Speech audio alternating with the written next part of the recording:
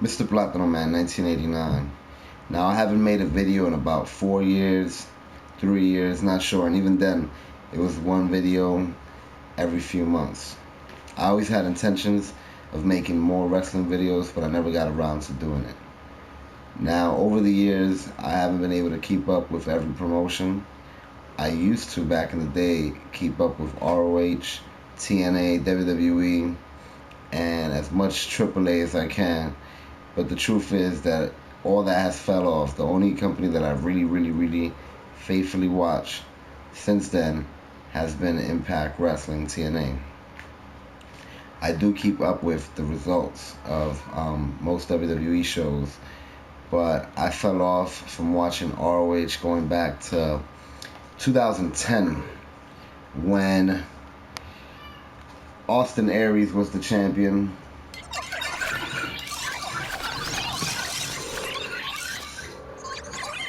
Please forgive my cat. Austin Aries was the champion, facing off against Tyler Black. Some of you guys might know him as Seth Rollins. I was actually at this show. Back in the day, I wouldn't miss any of the New York shows.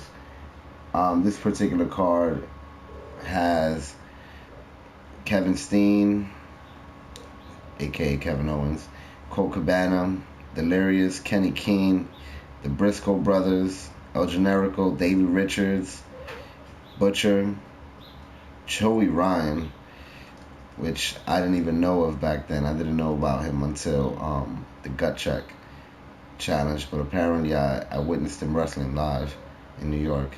The Kings of Wrestling, Brian Kendrick, Roderick Strong. That's how far back it's been since I've watched ROH programming regularly. There comes the cat. Anyways, the point of this is that yesterday Destination America announced that they are going to be airing Ring of Honor Wrestling. At first, it kind of hurt my chest a little bit, especially with all the rumors about Impact Wrestling being canceled at the end of the season in September. So it kind of hurt my chest a little bit. But when I saw when they would be airing it on Wednesday nights leading into TNA, I got very excited.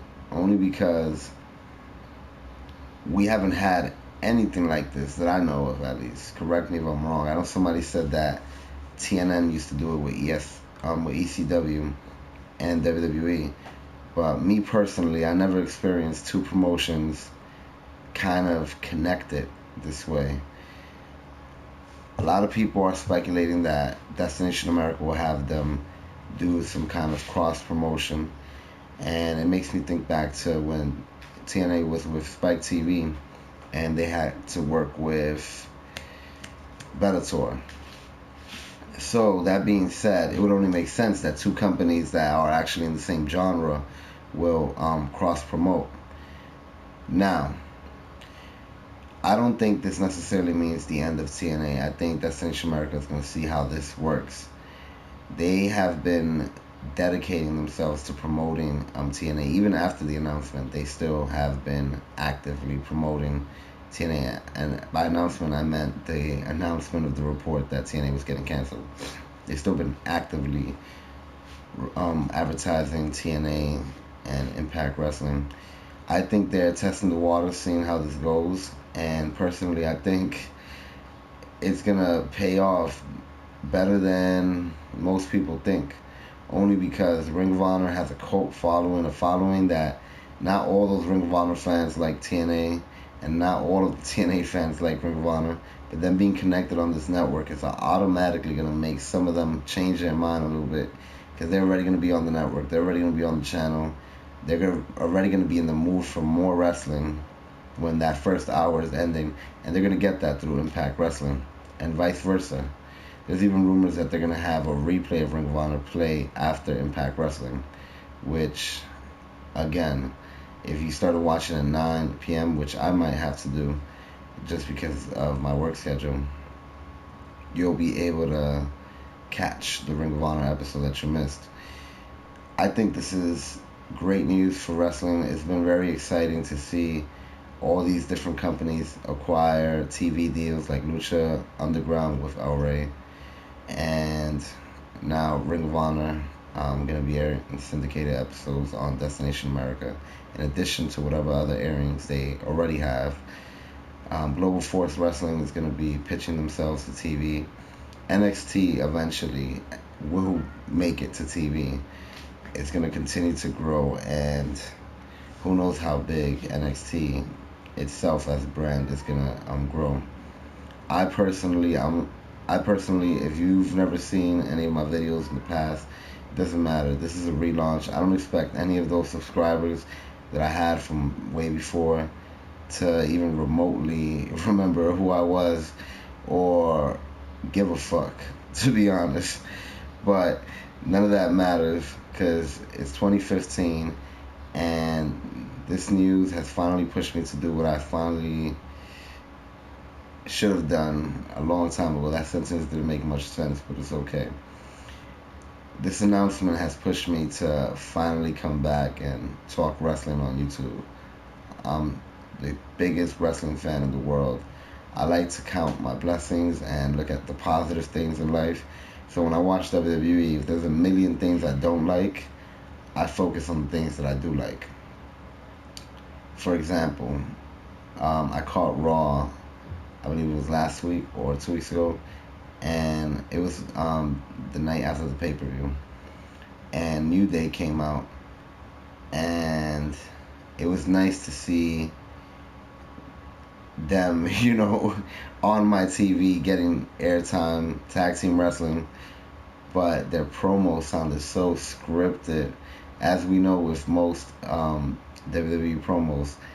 But there are still wrestlers that are able to not make it sound scripted, and with them that was not the case. It sounded extremely like they were talking like robots, back and forth to each other. That being said, I still like the match that followed that promo and some of the action we saw later on. I'm a big fan of promos and in-ring segments. Some people only like wall-to-wall wrestling, but that gets boring, personally. That's my personal opinion. It's alright if you have your own opinion. So, that being said, to go back to this ROH and TNA announcement, I'm finally going to start watching some ROH again after all these years. What kind of made me stop watching ROH back in 2010 was I started to see the trend of wrestlers leaving and leaving and leaving. In TNA, we've had some wrestlers that have been loyal for over a decade, or almost a decade. And I think of Team 3D, Kurt Angle, Sting. Obviously, Sting's in WWE now, but he was already working with TNA since 2003. He already was working with them for 12 years since the first time he actually worked with them. So again, that being said, in TNA we had some loyal members, Eric Young, Bobby Roode, and we saw these guys grow. And in ROH there are still some loyal members like the Briscoe brothers, but a lot of their core talent moved on to bigger and better things, and that's great. Daniel Bryan comes to mind, CM Punk, Nigel McGuinness before he had to retire, Kevin Owens, obviously, Seth Rollins, obviously. And once I started to really see that trend, I mean, Tyler Black was only champion for a few months when, at least this is how I remember it, when it was announced that he was heading to WWE. It kind of was disheartening and made me not want to follow the product anymore. Austin Aries went back to TNA around that time as well. And it made it difficult to continue watching ROH just because I felt if I invested my energy into a character or really got interested and he got really good, in the back of my mind I would know that there's a high chance that he would go to WWE, and we've been seeing that these last few years. And I'm actually happy that WWE it has this new push with indie talent, and a lot of people still don't think much of it, but they're gonna see in the next coming years that all these guys are gonna be making up the main roster and taking up most of the spotlight because they have a different kind of talent than the guys that never did the indie scene and just went through the WWE developmental systems and territories. Now, again, so flash forward to 2015. I know that Jay Lethal is a part of the Ring of Honor roster, and that almost made me start tuning in again, just because if you were a fan of my old videos, Black Machismo was my favorite character, yeah. And I was a big Macho Man fan, had Macho Madness running all through my veins from the bottom to the top, all the way till it popped. But he ended up leaving TNA, and that shit broke my heart. So when he started working with ROH, it almost made me want to tune in, but I didn't. AJ Styles, when he started working with ROH again, made me want to tune in, but I didn't. Bad Influence, when they started working with ROH again, it made me want to tune in, but I didn't. All these things were happening, and it made me want to tune in, but I haven't. And I didn't go on my way to follow the shows. I found it very difficult to keep up with. But now, with this new move to Destination America, I know what I'm doing every Wednesday. And this has even inspired me to finally catch some Lucha Underground. I have not seen a single match from Lucha Underground. I know it's critically acclaimed at the moment, and I have faith that when I do watch it for the first time, I'm going to be very impressed and I'm going to enjoy it. I don't like to just jump and watch things just because everybody's talking about it. I like to let it find me in its own path, if that makes sense. So, until a couple months ago, I really didn't have cable. I had it off for a couple years just because the only thing I really loved to watch on cable was Impact Wrestling, and I was able to find that online. Now, when I did get cable, I almost forgot about Lucha Underground and all these other things that I can find and can watch now. So it wasn't until this ROH announcement that it really hit me that I have access. So I'm definitely gonna go out my way to watch some Lucha Underground and see what's all the fuss about. I haven't seen a single episode of NXT either. I was gonna start watching thanks to my man Samoa Joe finally debuting. But the point is that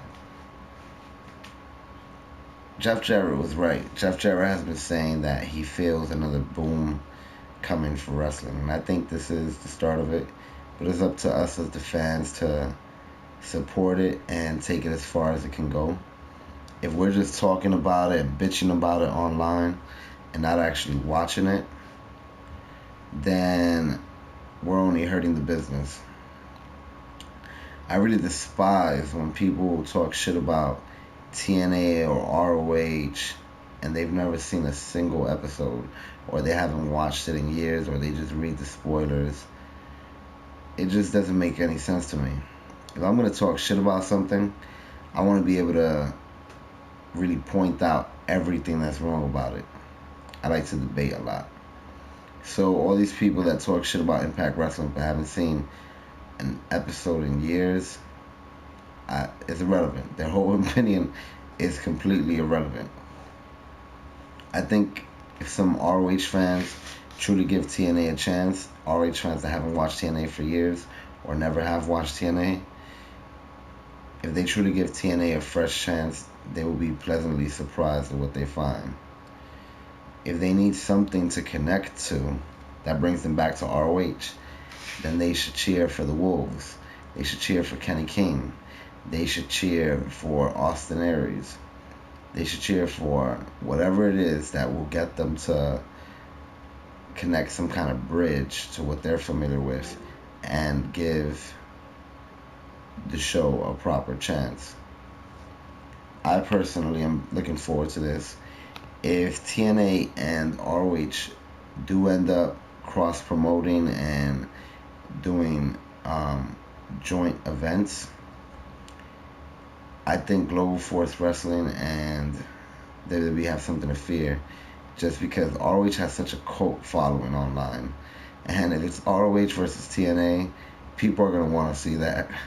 And ROH currently uses such talents as Christopher Daniels, Kazarian, Jay Lethal, AJ Styles. This will be the bridge for them to have so many storylines, an unbelievable amount of storylines. Just imagine a feud between Bad Influence and the Wolves.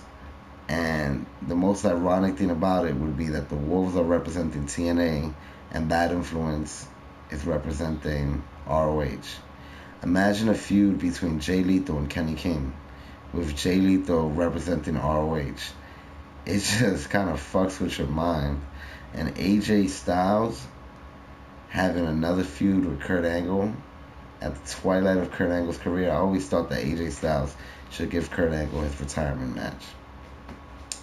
I'm just saying, this opens up a million possibilities. It's going to be interesting to see how WWE reacts to Samoa Joe working ROH dates if they start appearing on Destination America as a lead into his old company, Impact Wrestling. Especially if ROH and TNA have joint events. Either way, I think everybody should be excited for this announcement. I know that the Impact Wrestling roster at first felt the same shit that I felt, which was a pain in my chest. I've been hearing that MVP sounded very negative about it. But I think once it starts to settle in, it doesn't seem like competition as much as people think. It will make both companies better. And a lot of people don't know this, but there's people that used to work for ROH that are part of the creative team for TNA. So a lot of the storylines that they're criticizing would have been an ROH storyline if some of those people never left. That being said, and somebody can correct me if I'm wrong on that, but I'm pretty sure I'm correct. That being said, as soon as he joined the TNA creative team, there was a difference in the storytelling and things were a little bit grittier. TNA continues to get grittier, and we see this with some of the storylines they're pushing. Sorry about that. The point is that, again, it's going to be Impact Wrestling and ROH both working for Destination America in a sense. And this can only mean good things for TNA. It's going to be very interesting to see the ratings for that first Wednesday, which is next Wednesday, June 3rd, I believe. Could be wrong. Long live wrestling. Subscribe to my channel. I'm really going to try to do this again. And when I say that, it's not just going to be about ROH and TNA. It's going to be about Lucha Underground. It's going to be about... God, can you just shut the fuck up?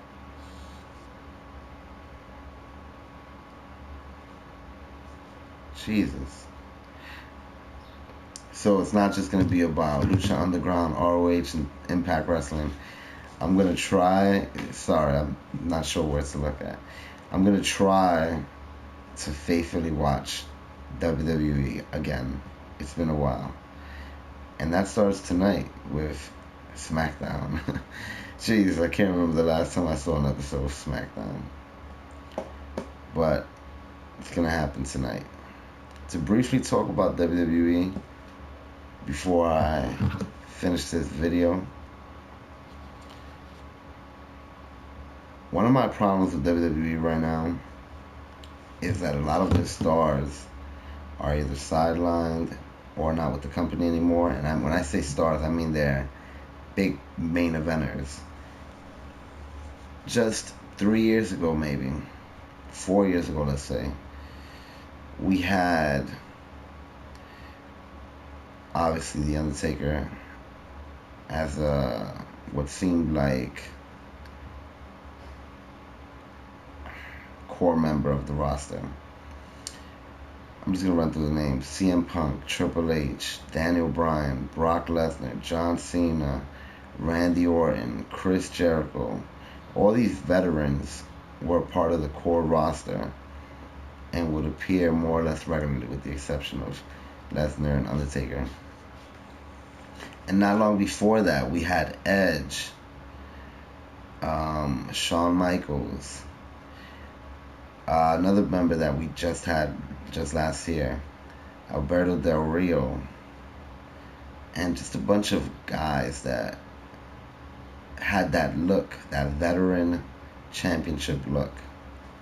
Flash forward today, the guys that stand out as main event vets: John Cena, Randy Orton, and that's about it. So it's gonna be hard to put Tyler Black over as a legitimate Seth Rollins, as a legitimate champion, when he's gonna be feuding with guys that are in the same position that he was in not that long ago, like Dean and Roman Reigns, guys that aren't these established superstars. It kind of reminds me of when Samoa Joe won the title back in 2008.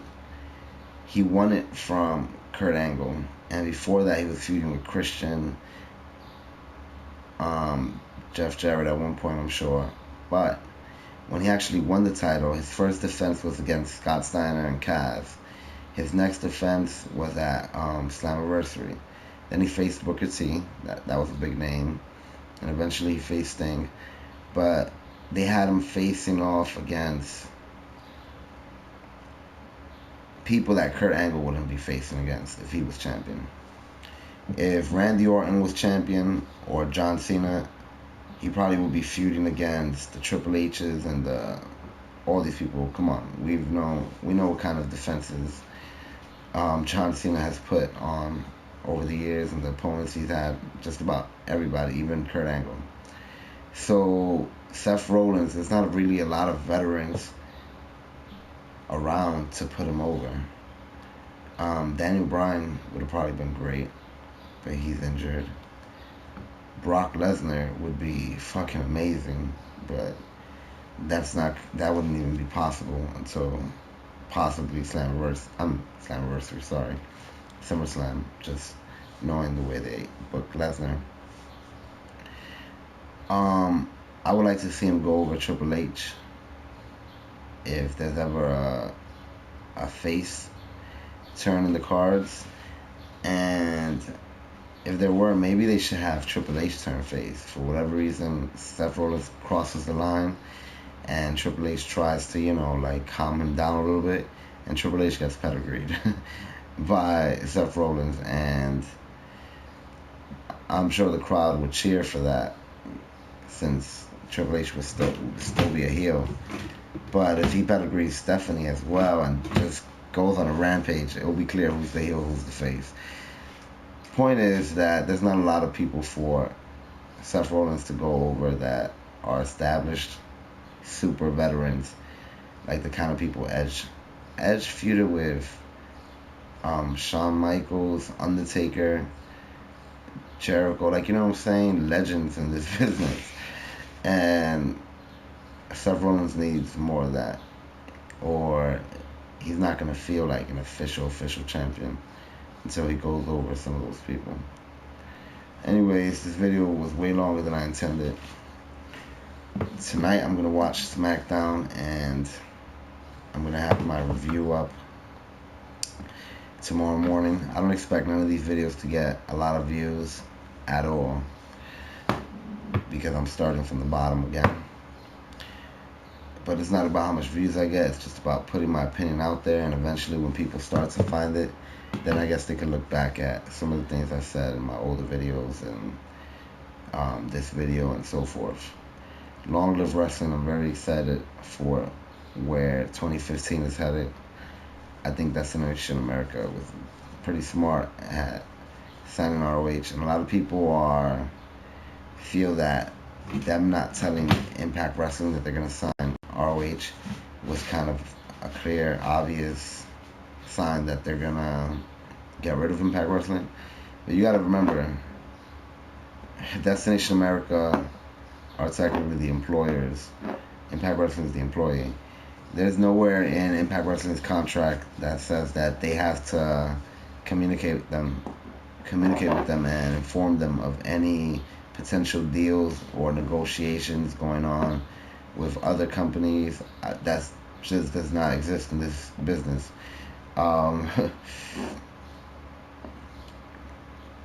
Fox doesn't tell the producers of the following that they're gonna cancel their fourth season and renew Gotham for a second season. It just doesn't happen. It's a manager doesn't manage one artist and tell them what they plan to do with another artist unless they're, working together, which we might just have going forward.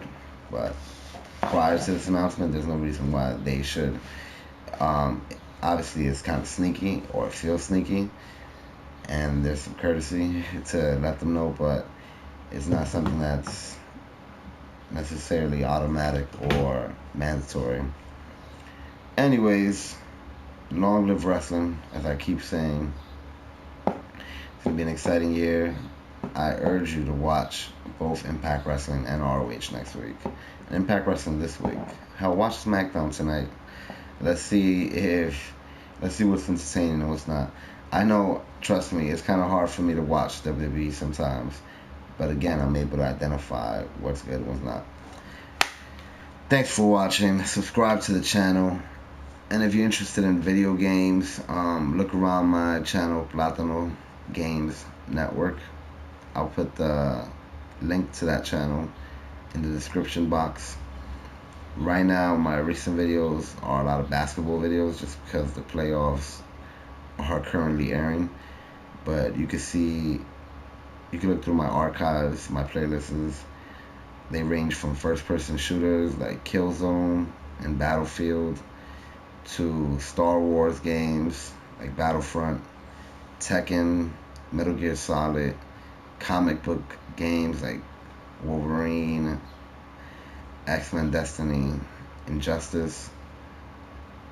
So just look out. Check it out if you like games. Peace. Thanks for watching. Subscribe.